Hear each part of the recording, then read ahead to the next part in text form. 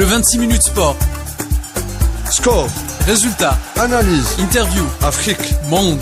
l'information au centre de l'événement. Un rendez-vous hebdomadaire. Pour développer l'actualité sportive africaine. 26 minutes sport. 26 minutes sport. Le sport dans tous ses états. Sur Ifriqiya FM. Sur Ifriqiya FM.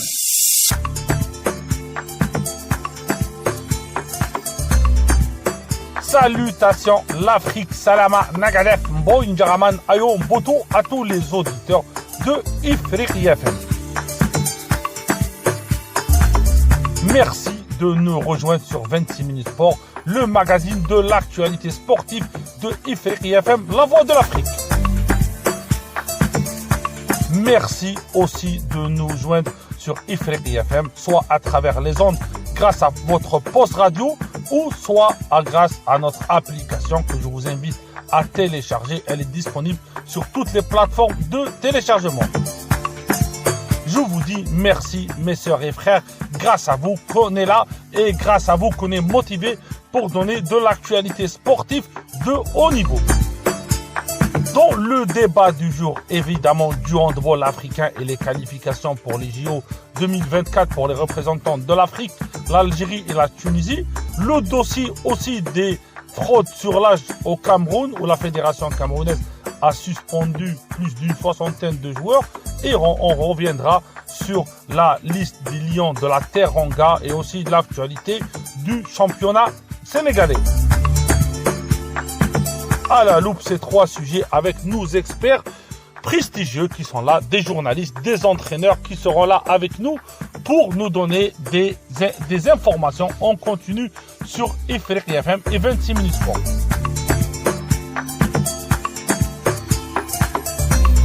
Les sujets de 26 minutes sport aujourd'hui, on débutera avec le handball africain et la non-qualification de la Tunisie et de l'Algérie, les deux représentants du continent dans ces tournois qui sont qualificatifs pour les JO de Paris 2024 et le seul représentant, ça sera l'Égypte, les pharaons qui vont honorer l'Afrique comme d'habitude. Avec nous, Kevin Diko, ancien entraîneur de la Guinée qui travaille maintenant avec la fédération tunisienne pour nous parler de cette, la non-qualification des Africains pour les JO de Paris 2024. Bonjour à tout le monde, bonjour Walid, bonjour les auditeurs. Donc pour faire un petit retour des qualifications des Jeux Olympiques concernant l'Algérie et la Tunisie, j'espérais avoir tort. Malheureusement, selon mes dires, par rapport à la dernière interview, ce que j'ai dit s'est créé. Malheureusement, la Tunisie a été en difficulté face à deux grandes nations européennes, la Hongrie puis le Portugal, qui ont remporté avec un score assez large, malheureusement, ces deux matchs-là. Concernant l'Algérie, ils ont joué l'Allemagne qui a un gros calibre et l'Autriche aussi. Et c'est pareil, ils partent avec deux déconvenus. Les deux équipes leur restent un match pour sauver l'honneur. Je pense que ça va être aussi compliqué. Il y a quand même un écart, on le voit en termes de niveau, en termes de rotation, d'intensité, de rapport de force. C'est une réalité. C'est une réalité, donc je suis pas choqué.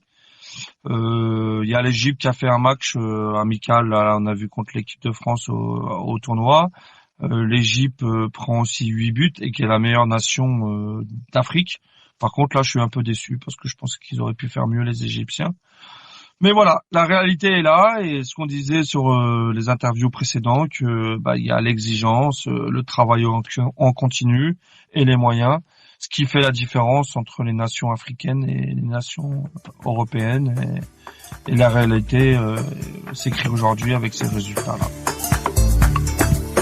Merci Kevin Diko de ta disponibilité, mes amis. Kevin Diko, c'est l'un des amoureux de l'Afrique et l'une des personnes qui a aidé le handball en Afrique et surtout en Guinée. Il a aidé beaucoup le handball en Guinée et on te remercie. Direction Douala et le Cameroun pour revenir sur le dossier du football camerounais. On va parler aussi le coach aussi. On va essayer d'avoir avec nous notre ami Guy Itom, journaliste à Camfoot. Camfoot, mes amis, c'est la référence du sport et du football camerounais. Bonjour Guy, tu peux nous parler de cette affaire de fraude et d'âge sur les joueurs. Bonjour Walid, bonjour à tous les auditeurs d'Ifriqiya FM. Alors oui, le Cameroun s'est réveillé ce matin avec une actualité brûlante. 62 joueurs du championnat national Elite One ont été provisoirement suspendus par la Fédération camerounaise de football pour double identité.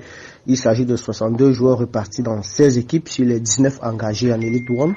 Ils ont été suspendus pour le tournoi des playoffs qui devrait commencer le 16 mars prochain. Donc les équipes ont jusqu'à ce lundi 15h pour apporter des pièces justificatives de ce qu'il s'agirait peut-être d'une erreur pour que les joueurs soient requalifiés pour le tournoi. Donc c'est un phénomène qui a cours dans le football camerounais depuis de nombreuses années. Il y a plusieurs joueurs qui ont été recalés même au niveau national, au niveau international pour double identité ou fraude sur l'âge. Donc c'est pas un phénomène nouveau, mais vous allez peut-être en rire. Le jeune Nathan Douala, on en a parlé à l'approche de la CAN, ici même sur les ondes d'Ifriqiya FM. Le jeune Nathan Douala est parmi les joueurs épinglés. Il n'aurait pas 17 ans comme il nous l'a fait croire, comme nous l'a fait croire son club et comme nous l'a fait croire la Fédération camerounaise de football. Donc c'est un peu confus tout ça. C'est 62 joueurs, je l'ai dit, c'est énorme. C'est énorme. Donc on attend le déroulé de cette histoire. On attend, les clubs auront peut-être des justificatifs, mais je pense que si la fédération camerounaise de football est arrivée à cette conclusion, c'est évidemment parce que elle a mené des enquêtes et a eu des résultats avec des preuves de ce que ces joueurs auraient fraudé sur leurs âges. Je veux dire que la fédération n'aurait pas publié cette liste si elle n'avait pas eu des pièces justificatives de ce que les joueurs ont triché sur les âges. Donc voilà. Guy, comment cette affaire a été déclenchée? Cette histoire, elle se déclenche comment? Lors de la 17e journée du championnat régulier, de la phase régulière du championnat de première division, l'équipe Victoria United, dans laquelle joue d'ailleurs Nathan Douala, a perdu sur le terrain face à Young Sport Academy, une équipe de Bamenda, région du nord-ouest au Cameroun. Alors, après cette défaite sur la pelouse, le président de Victoria United a porté réserve contre l'équipe Young Sport pour trafic d'âge. Valentin Kouagne, le président de Victoria United, accusait Yossa d'avoir triché sur les âges de 6 joueurs. Après les enquêtes de la commission d'homologation et de discipline de la Fédération camerounaise de football, Victoria United a eu gain de cause et 6 joueurs de l'équipe Young Sport ont été disqualifiés, ont été suspendus, autant pour moi, pour trafic d'âge.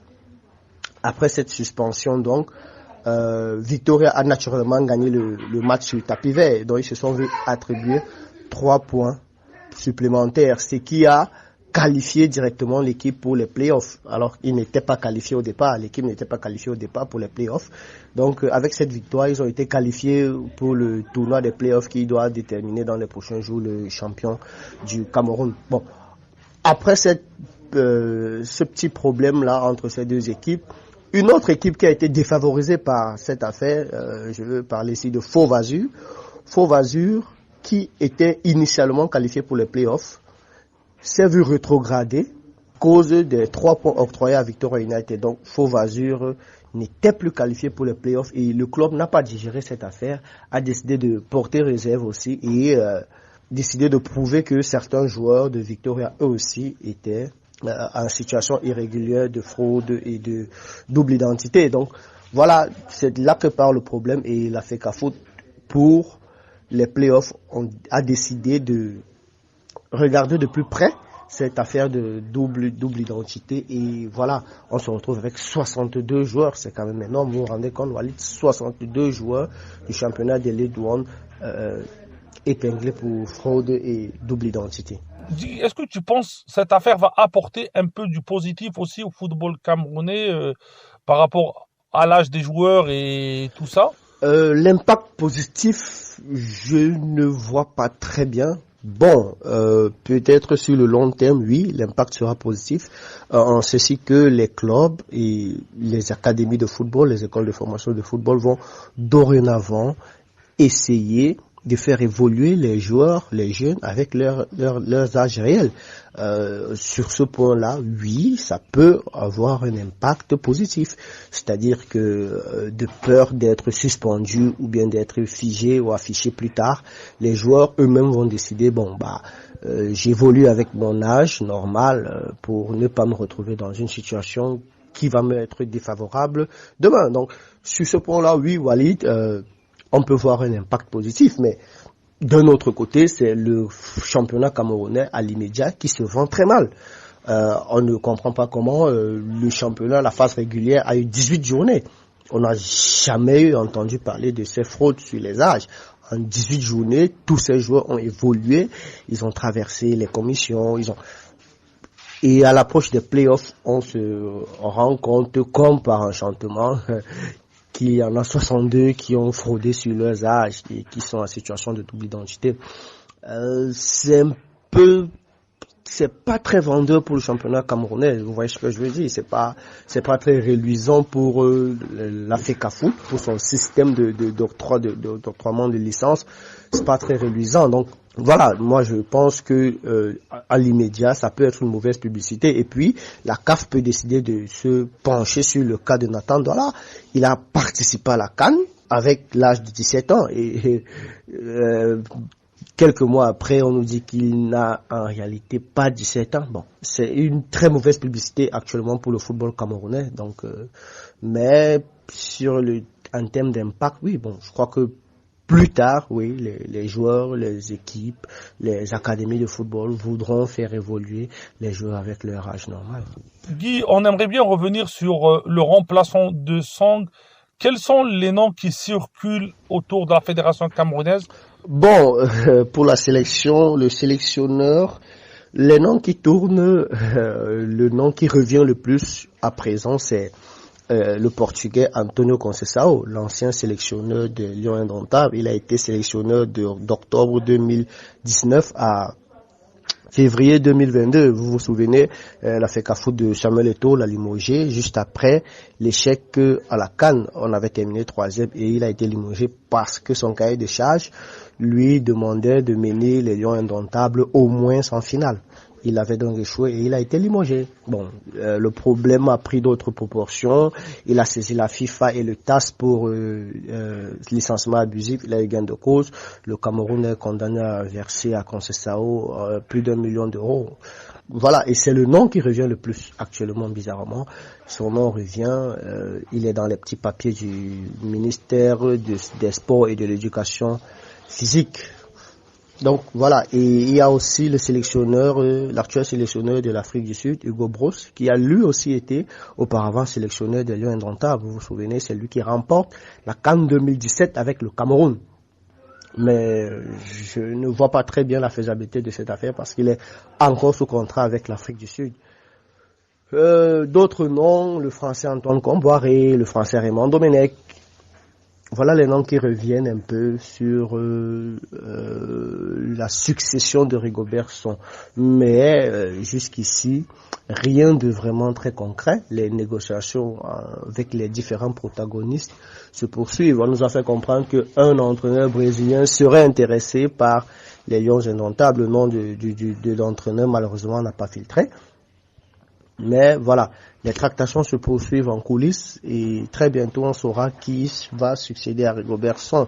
Sauf que cette situation est un peu préjudiciable pour le Cameroun car nous allons, il y a une pause FIFA, il y a une trêve FIFA le 18 mars, 18 au 24 mars si je me trompe pas.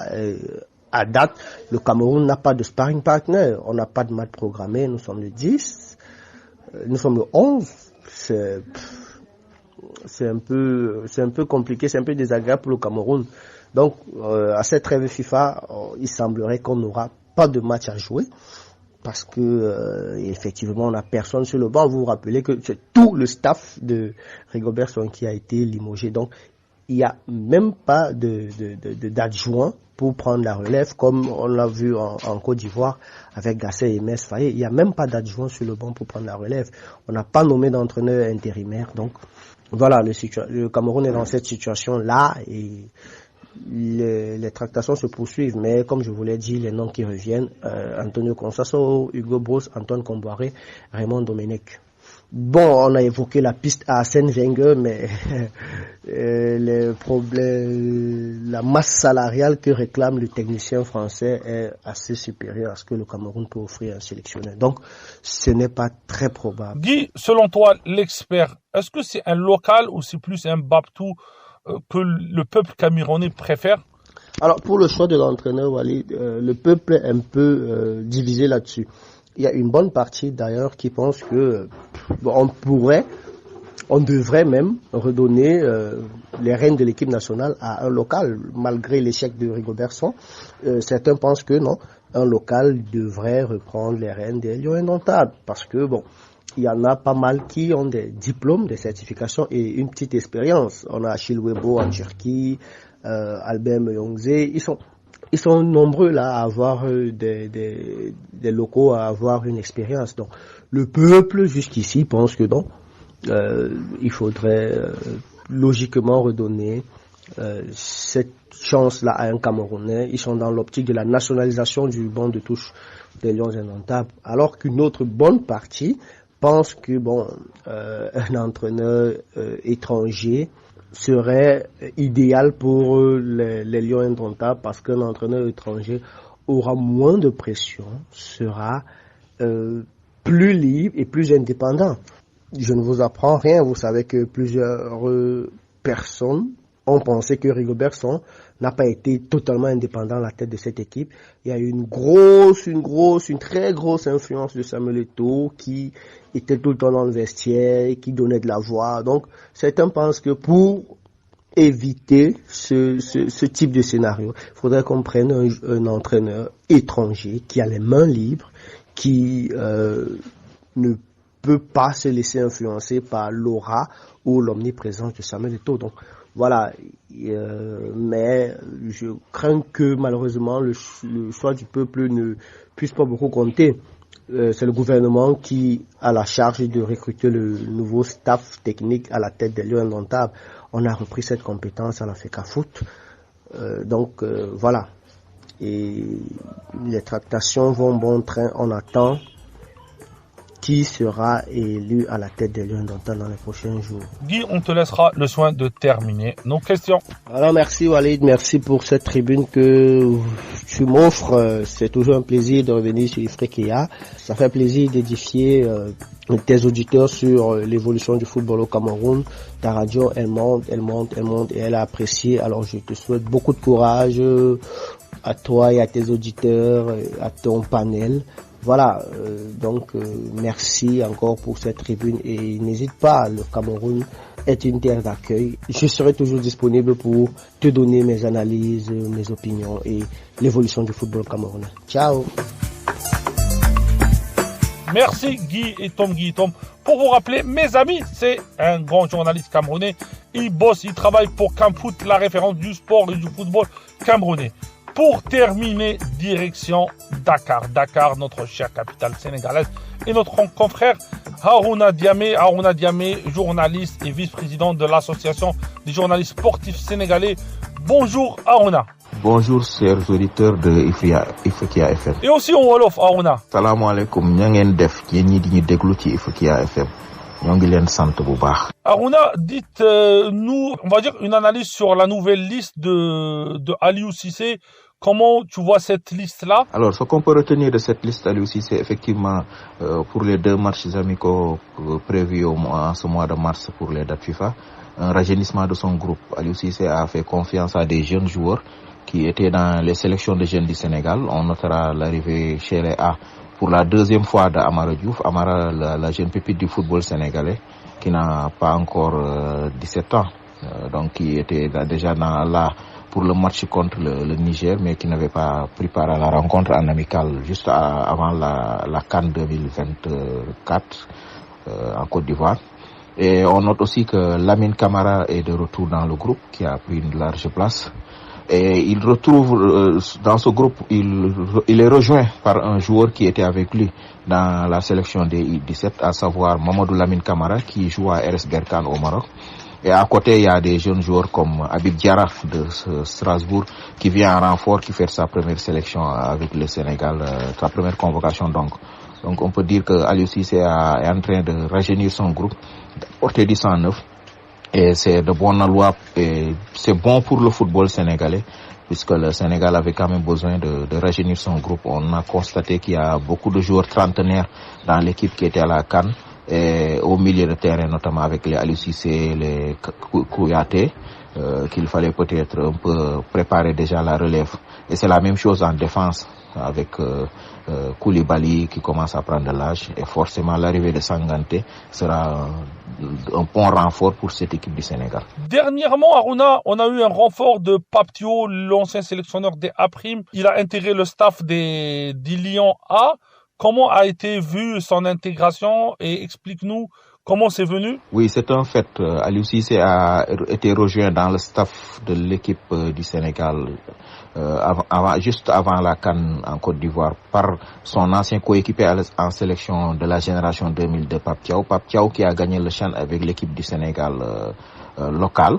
Donc c'est un renfort de taille, puisque depuis quelques années déjà, les observateurs, les spécialistes, la presse en général se plaignaient un peu en disant qu'il y avait une sorte de désert sur le banc du Sénégal, parce qu'on a noté qu'un seul adjoint, Régis Bogart, qui était là, et le préparateur des gardiens, Tony Silva. Donc on avait constaté qu'il y avait une carence, qu'il n'y avait pas suffisamment de techniciens sur le banc pour peut-être renforcer la matière grise, le coaching, le travail tactique à faire au niveau de ce staff-là. Donc l'arrivée de Pape Thiaw est de bon augure. Ça pourra permettre à Aliou Cissé d'avoir quelque chose de plus dans sa manière de faire.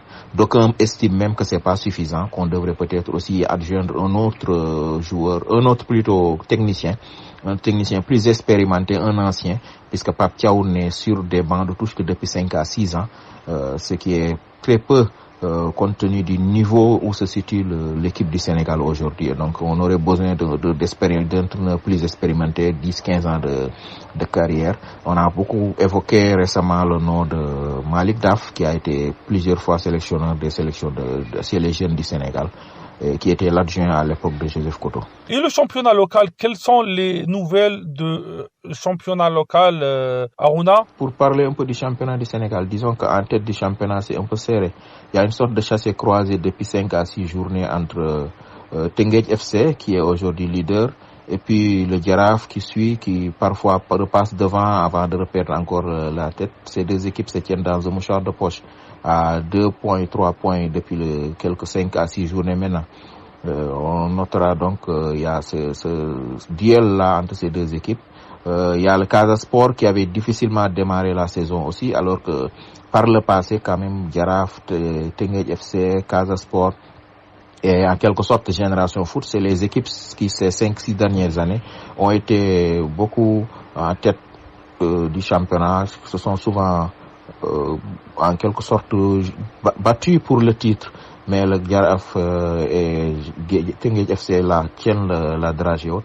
Casa a connu un début de saison extrêmement difficile. Là, ils se sont relancés, ils finissent un peu mieux le championnat. Par contre, on a noté aussi la dégringolade en quelque sorte des académies, des centres de formation. Génération Foot qui a eu du mal depuis le début de la saison, même s'il y a diminué depuis quelques journées. Et Djambar qui est dans la zone rouge, qui n'arrive pas à s'en sortir, qui est largement en difficulté. C'est lié au fait aussi qu'il y a de nouvelles règles qui font que ces deux équipes ne reçoivent plus sur leur terrain les centres de leur centre de formation, mais hors de leur base, et ça a des incidences sur les résultats. Aruna, merci à toi. Un dernier mot, mais pour nos auditeurs au Sénégal, en wolof.